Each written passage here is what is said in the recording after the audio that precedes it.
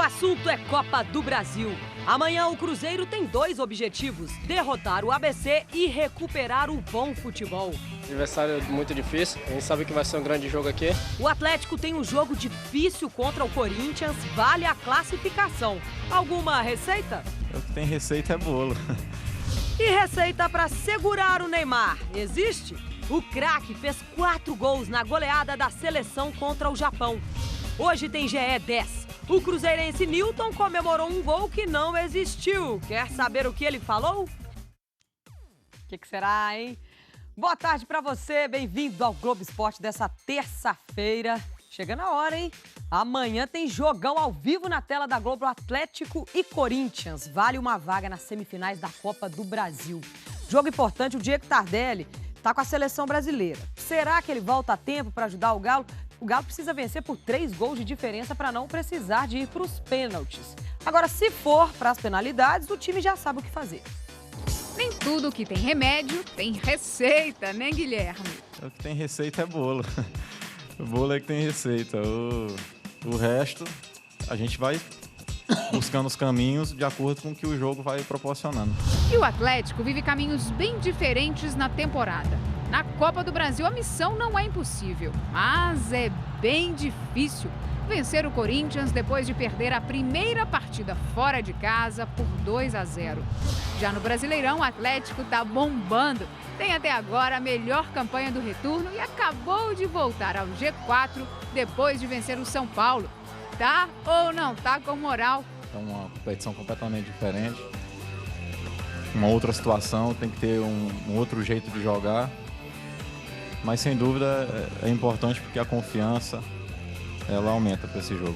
Além da boa fase no Brasileirão, o Atlético vai precisar de um pouco mais para se classificar para a semifinal da Copa do Brasil, fechar o gol e balançar as redes de tudo quanto é jeito. A gente vai fazer de tudo até o final para conquistar essa vaga.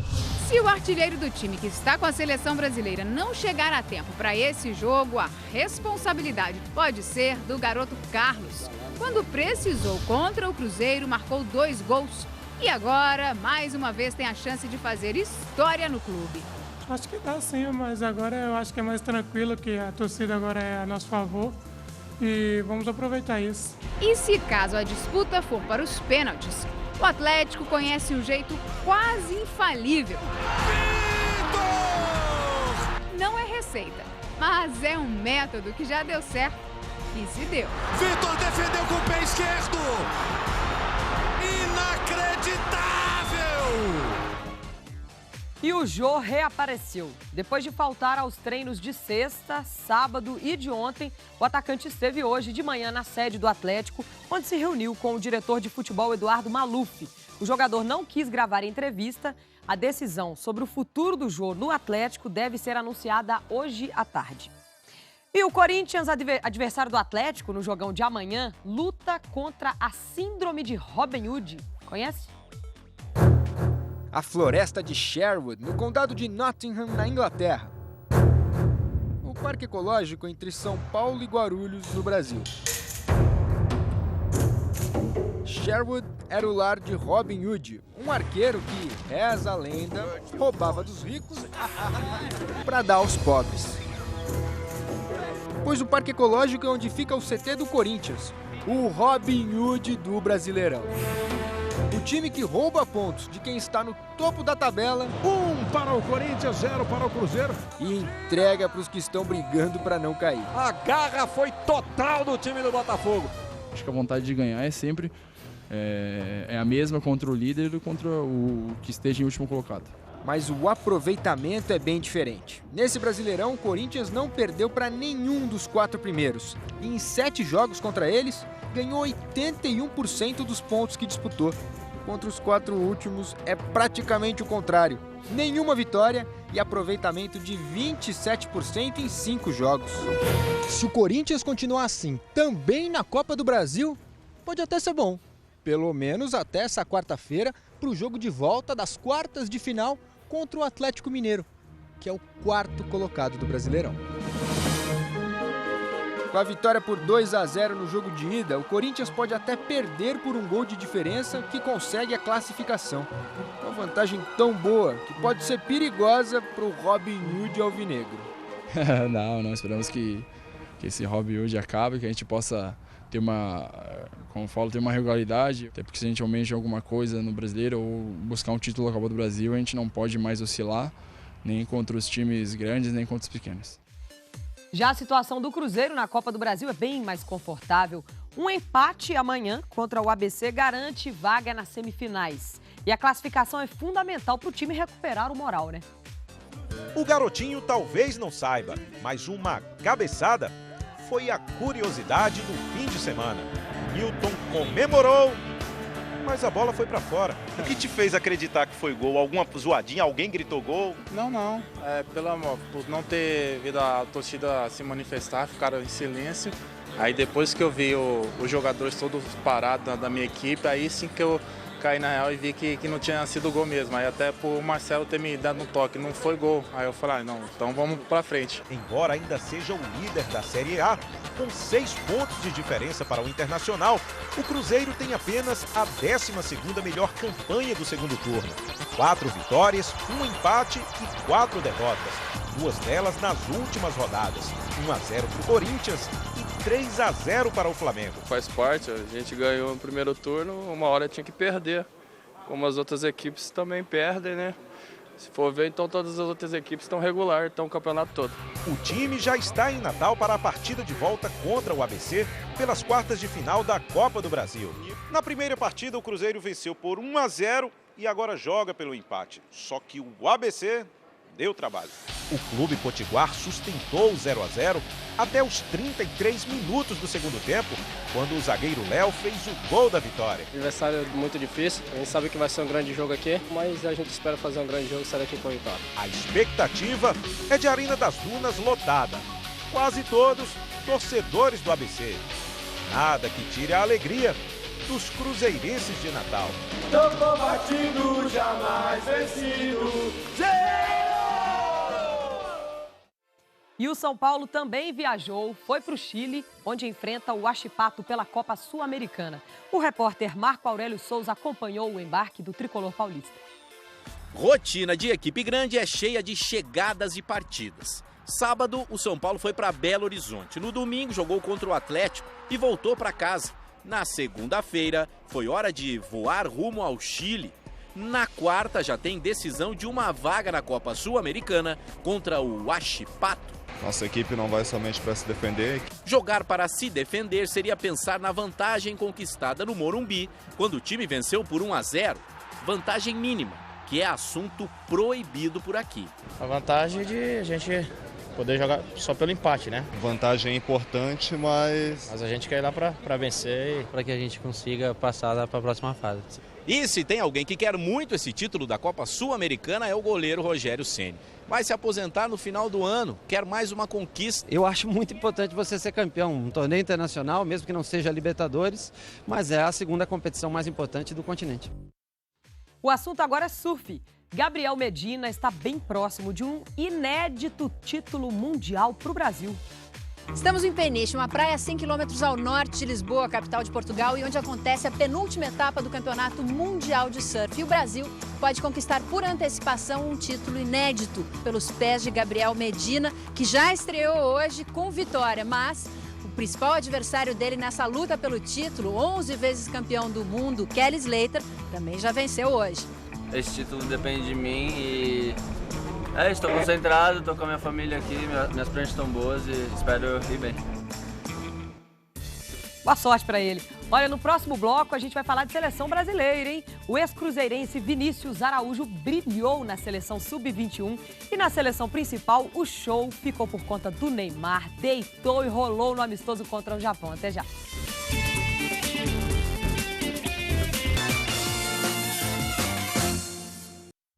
Globo Esporte de volta com a seleção brasileira que venceu mais uma. A vítima da vez foi o Japão, goleada por 4-0, com 4 gols do Neymar. Show do moleque, viu? Que já é o 8º maior artilheiro da história da seleção. O torcedor foi ao belíssimo estádio de Singapura para ver um Brasil e Japão. Mas o que aconteceu nessa noite asiática foi um show particular de Neymar.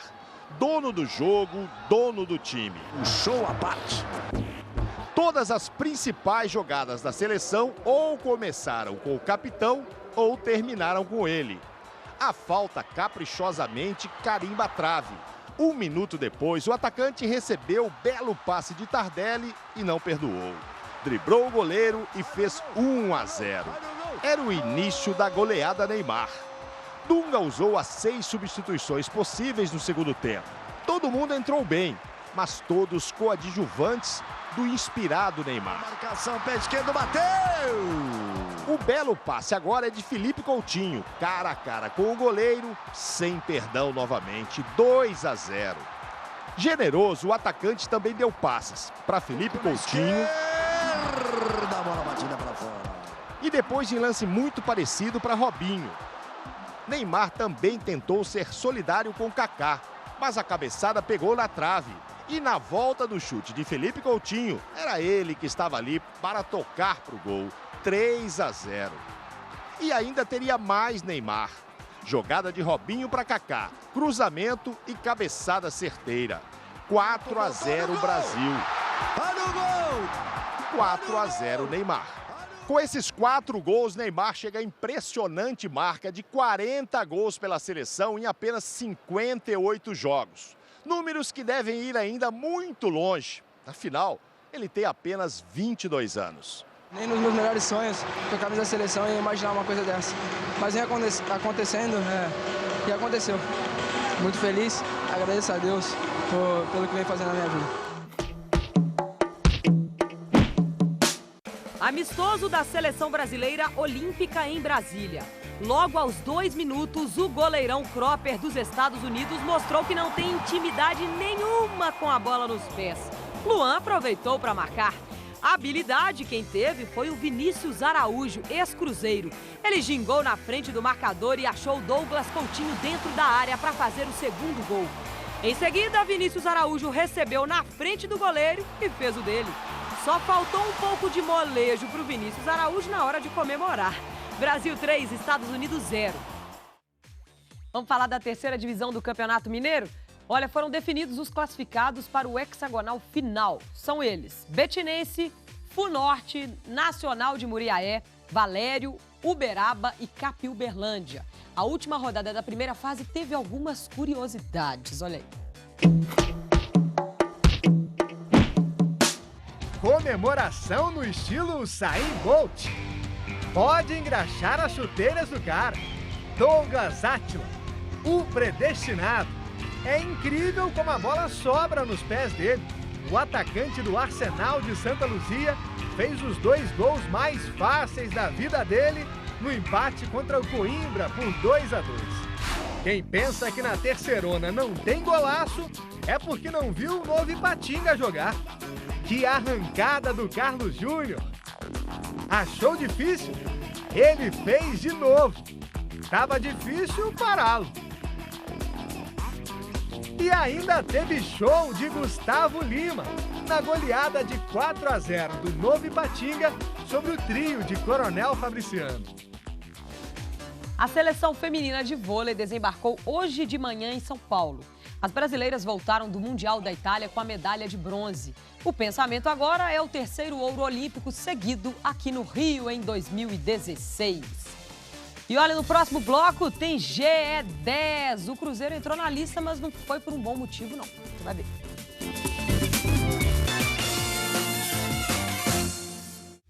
Globo Esporte de volta com o GE10, que começa com um mistério. O que o Leandro Damião quis fazer puxando a própria camisa dentro da área? Uma cavada bizarra de pênalti? Ou o uniforme estava apertado? Tava tirando ela da coisa, tava apertando. Foi um lance normal. Nunca tive problema com isso, de iludir árbitro, todo mundo sabe da pessoa que eu sou. Ah, mas que foi esquisito foi, hein? O 9º lugar é do Dinei. O atacante do Vitória foi rápido e acertou um chutaço contra o Sport. Indefensável. Que gol do Dinei! Em oitavo, o grande nome da vitória do Botafogo sobre o Corinthians. Dispara, Elton Leite evitou o gol do Gustavo Tocantins aos 46 do segundo tempo. Um lance aparentemente dominado pela defesa do Cruzeiro. Olha o Manuel, deu bobeira, saída errada do Fábio. Gol! Manuel e Fábio não se entenderam. O Canteiros foi esperto, fez um gol e faturou um lugar no GE10. Um cruzamento fechado, acho que o David Braz antecipou nosso zagueiro. Uma cabeçada forte na pequena área, consegui ter uma reação rápida e consegui evitar o gol. A muralha da partida, Bruno, numa cabeçada fulminante do David Braz. Com essa defesaça, o Bruno, goleiro do Criciúma, garantiu o 6º lugar do GE10. Um quadro muito legal, onde valorizo os lances mais importantes da rodada e fico muito feliz de fazer parte desse quadro. O Newton dividiu com Paulo Vitor e a bola foi muito pra fora. Lance claro, né? Ou será que não foi? Até pela pancada ali acabei tomando na hora que eu cabeceei, eu fiquei também um pouco meio não sabendo o que estava acontecendo, e a minha visão parecia que a bola ter entrado. E saiu pra comemorar, achou que tinha feito o gol, né, Newton? Galera, eu mereço estar no GE10. A 4ª colocação é sua, Eric. Contra-ataque rápido do Goiás, a bola chegou no Thiago Medeiros, que tocou pro Eric. E aí o Eric completou de letra, cheio de estilo. Gol! Eric! Um passe milimétrico do D'Alessandro pro Alex e um toquezinho com categoria para encobrir o goleiro do Fluminense.